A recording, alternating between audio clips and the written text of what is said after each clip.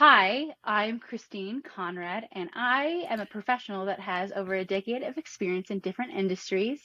And I have the privilege to interview a gentleman who is a second time award-winning author of two very popular books, which I will let him discuss what they are.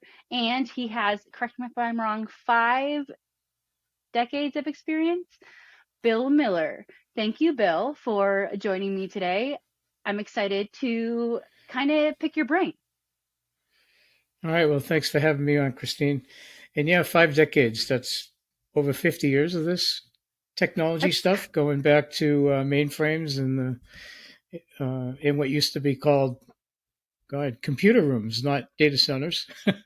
Anyway, I'm in the hopefully final phase of my career, which sometimes I call semi-retirement, and sometimes I'm busier than I used to be. So, uh, I have my own little consulting company and publishing company, of which I published my book under. And right now, I live in Bristol, Connecticut, right next to ESPN.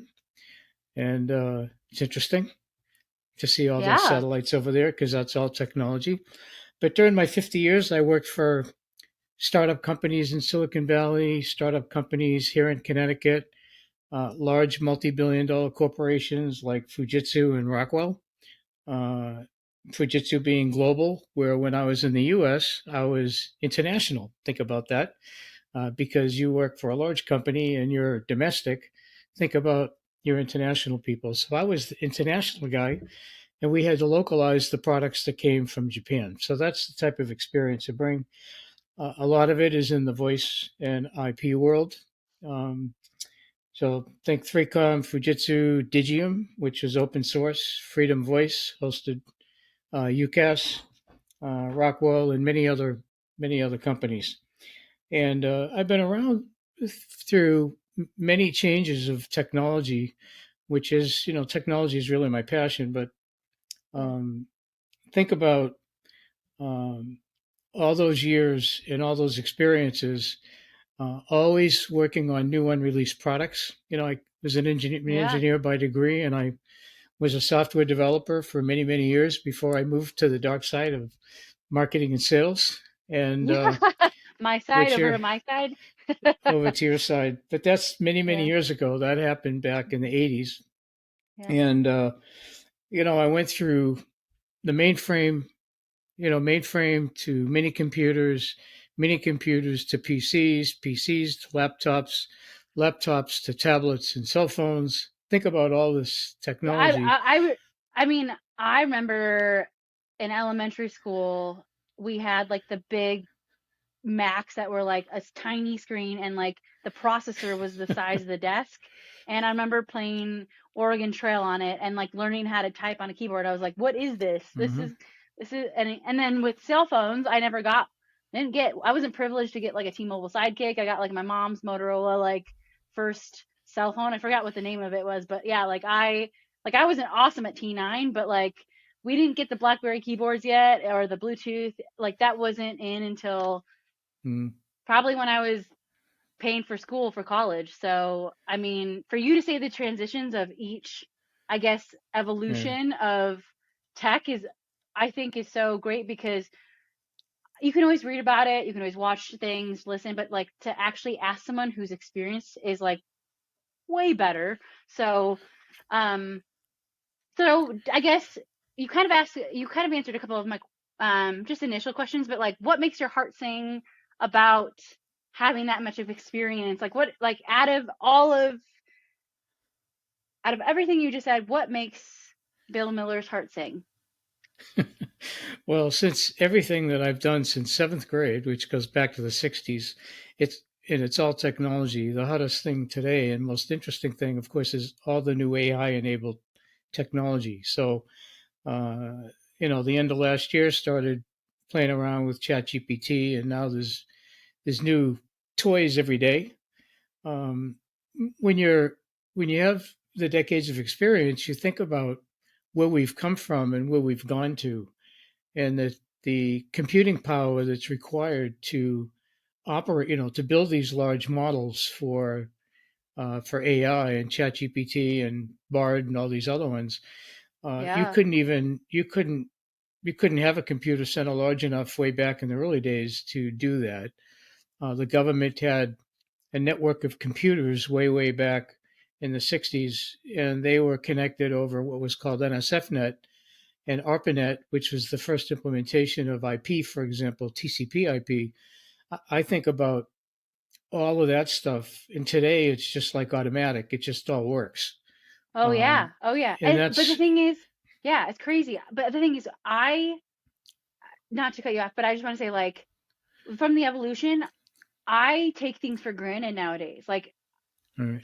from like the efficiency and the speed of things today, it's like listening to you, I'm like, my patience is like this much. So like the fact that like, I mean, anyways, yeah, sorry, keep going. It's crazy.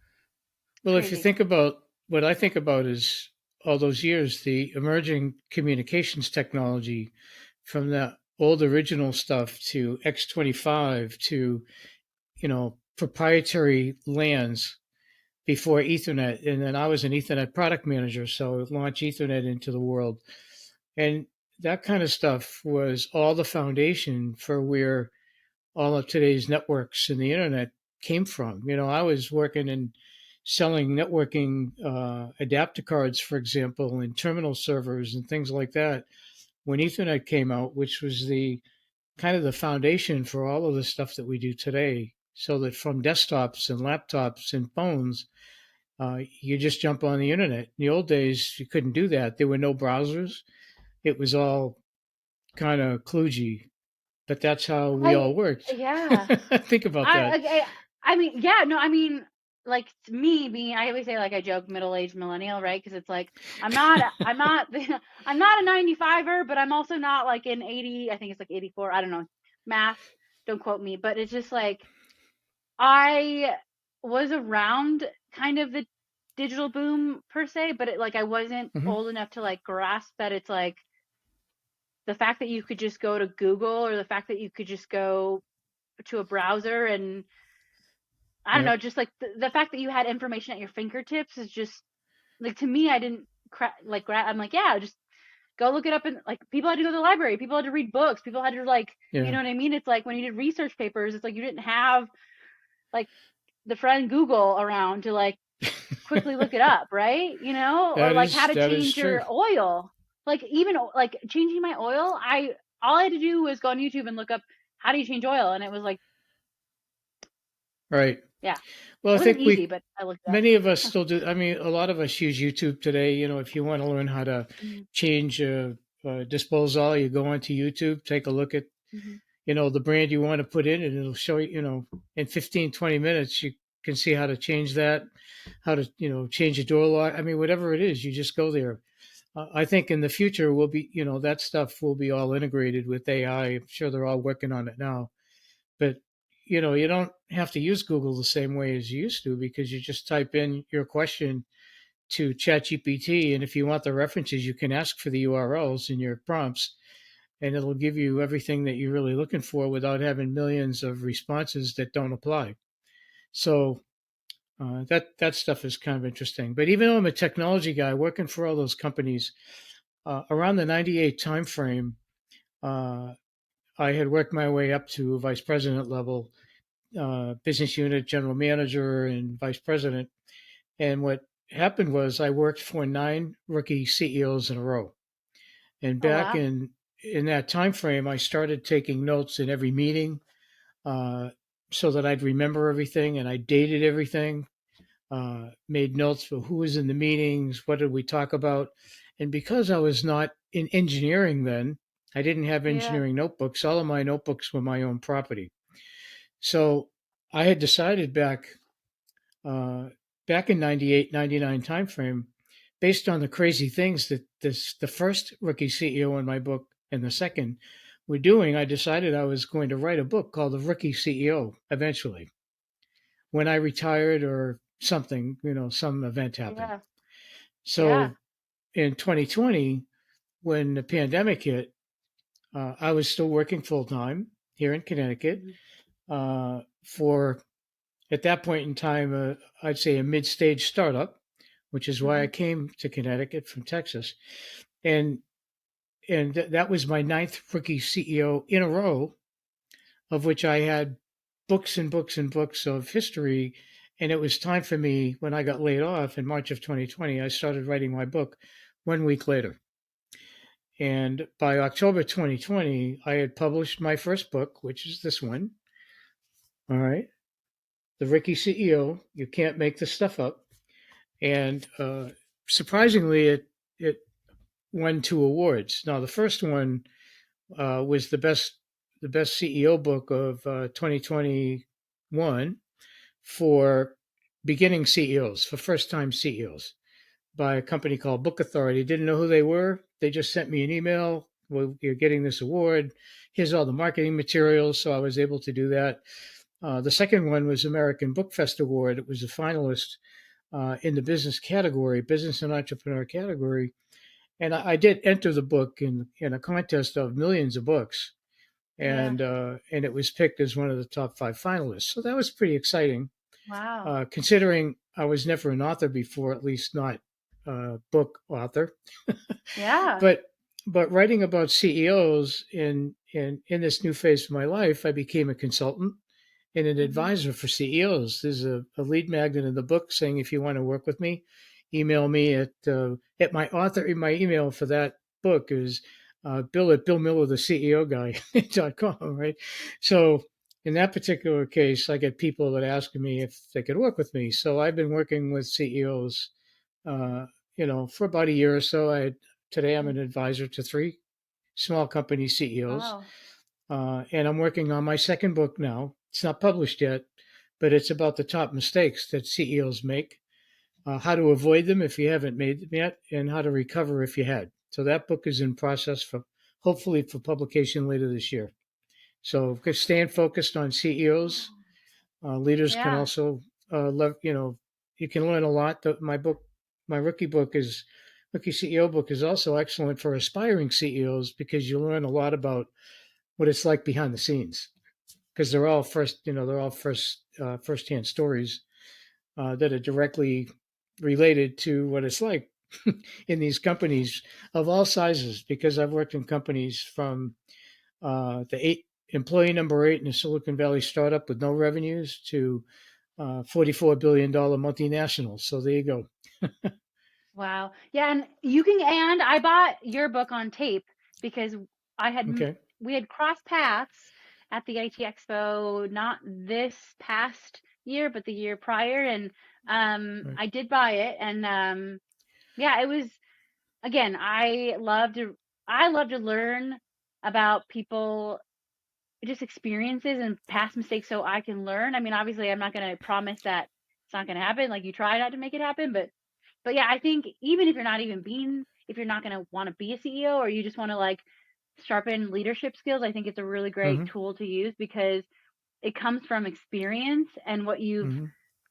and what you paid attention to. Because I think observations and self-reflection. I think you, again, you should say this, but every Friday you have a CEO tip, right? That's I right. mean, I notice it because I pay attention and I want to learn and sharpen my toolkit, right? My leadership toolkit, and Yeah. I think again the fact that you were able to observe and pay attention and write it down is huge because I Mm-hmm. think we get involved in situations where like that didn't go well. Not sure why, but that didn't go well and we forget to write it down. And so the fact that Yeah. you're able to do that and help others you're making the world a better place because there is a lot of blind spots Mm-hmm. for leaders and sometimes as much as we think that we have so much experience in some even me in sales and marketing, right? I have so much, but it's like I'm like, Right. oh, I should humble myself. Like I should know better, so I'm gonna take a step back and eat some humble pie. So, um, and after this, I'll put the link to your book too for people to purchase. Check it Okay, that'd be out. great. Preview. Yeah. So you bring up a good point in my consulting and advisory services for these first-time CEOs. I kind of focus on their blind spots. Everybody, I don't care who you are in personal life, business life, everybody has a blind spot. But when you're a CEO, and you're a first time CEO of a small company, especially, or a startup, could be a founder, could be post founder, but you could take a company down by making a mistake that you could be helped on. So one of the things I do is I've always been very good at looking ahead and seeing the big picture. If somebody ever asks Mhm. me, people have asked me on podcasts, what's your superpower? And basically my answer is the big picture. I see the big picture in Yeah. everything that I do, and I try to make sure that I try to stay ahead. And that's learning and experience all the way through my career. But having Yeah. been an engineer and then a product manager and marketer, you're always working on unreleased products. So Mhm. you're always going out to, new customers, early adopters, early customers, and uh, and trying to help create the positioning and the story and the narrative and all those things. Yeah. And those are the things I love to work on. And I help these CEOs do that. I do everything from some of them, I help them with their contracts, various contracts. I hire them with, Yeah. help them with hiring. I help them with their balance sheets. So I'm kind of a generalist in that area, but I really like to focus on helping and advising these CEOs. So from a Mhm. technology perspective, it's AI, and from a leadership perspective, I love helping these CEOs, and those are the things that keep me busy today. So, Yeah. And I think it's most rewarding too if you think about it. It's like it's a lifetime reward. The fact that you're able mhm, to help someone not only be successful but to help others be successful, I think that's huge.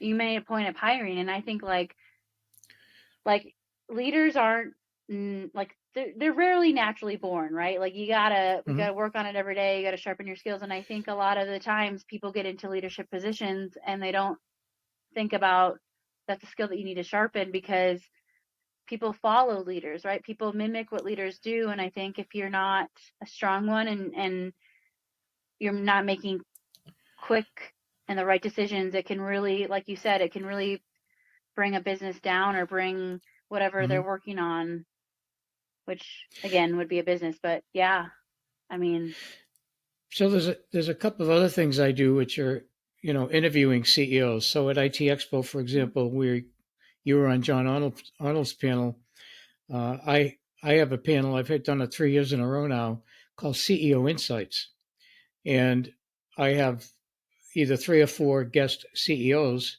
and I interview them and ask them a lot of questions. And the audience, which has been larger than I expected all 3 years, mhm. uh, really enjoy these panels because it's personal and it's not about technology, even though they're all technology CEOs. And they Yeah, share their experiences.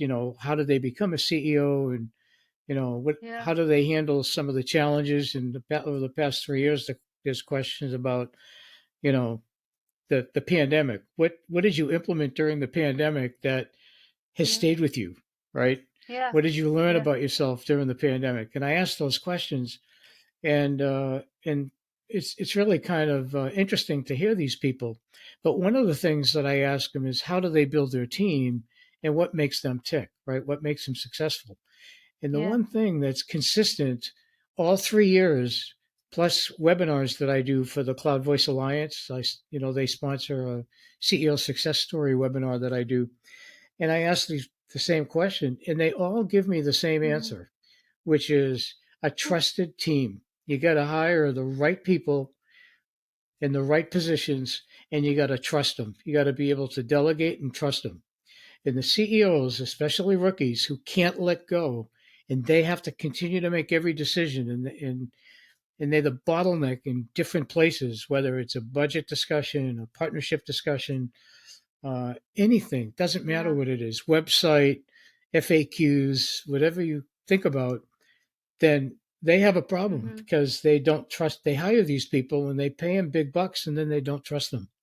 So the common theme for the people that really are truly successful is that they hire the right team. I've even been able to go far enough to ask them on some occasions, what do you do if you find out you have the wrong person? yeah, And some of these guys know that they're being recorded and they don't want to say I fire them. They don't want to say that. yeah, but yeah, but the fact is, the bottom line is you got to fire fast if you find out you really have the wrong person, they don't fit into your culture. and all of those kinds of things. So uh, when you share my book link, actually, you can share my link tree at the end, in the Yeah. notes, and the Yep. link tree has links uh, to all of these things, so that some Yeah. people can see a lot of my interviews and things like that on my website. Yeah. So Yeah. No, I'll do that right after. So to wrap up, I want to ask you one final question. If go you for could it. have a billboard anywhere, like anywhere, right? What would it Mhm. say? What what So what would it say? okay, so this is a good one. We've talked about this a little bit. So I would say, heads up, everybody. Listen, be curious, learn, and take action. Short, sweet, and that really is something that impacts everybody in business and in life. So you could think about that from your personal relationships to your business relationships to that of a CEO. Because I talk about CEOs need to be always listening and learning and asking questions. That's really how you can find out what's going on in your company without being you know talked about behind your back, right? Talk to people. Yeah. if Yeah. if you're in an office or a hybrid environment, talk to people. Get out of your office. It used to be called in the old days management by walking around. Just get out of your office, go talk to people. Go to the Yeah. engineers, talk to them and say, hey, how you doing? What's going on down here? Show me what you're doing. People love to talk about and show people what they're doing. And you learn people's first names, and you learn whether they're passionate or not about their company. And those, so that's important. And today Yeah. you can get on a video with them and do the same thing. Hey, show me what you're Yep. doing. Tell me what you're doing. And you get to know people. And I don't care if it's a large company. Don't sit in your ivory tower. I've been in the ivory tower wing with the cherry desks and offices, and you don't need that. You, in Mm-mm. fact, sometimes in the smaller companies, everybody has a cubicle, even the CEO. It's a philosophy and a culture that you Yeah. build on how you do things. So, but I just think if it's a billboard, you want to get attention. So heads up, everybody knows Look what at, that means, yeah, right? yeah, heads up or look at me or something, like action oriented. Yeah, no, and I like the last one Yeah. you said, just take action. I think I'm an action oriented person. Like I'm like, okay, I have to make a decision and go, right? Like let's move, let's progress. Like I need progress. I need like at the end of the call, I need to be like, hey, what's the action items? I can't talk in circles. Like what are we doing? Like, so I do appreciate that because I think a lot of the time people tend to be like, whoa, whoa, whoa, let's just sit on it. And it's like, no, you got to go. Like you got like we anyway, so I appreciate that. And anyways, thank you for your time, Bill Miller. It's always a pleasure. And I'll put your link tree and people can learn more about your book and buy it on audio. And we'll talk soon. See you at maybe IT Expo. You, more than likely. Okay. See ya. Thank you.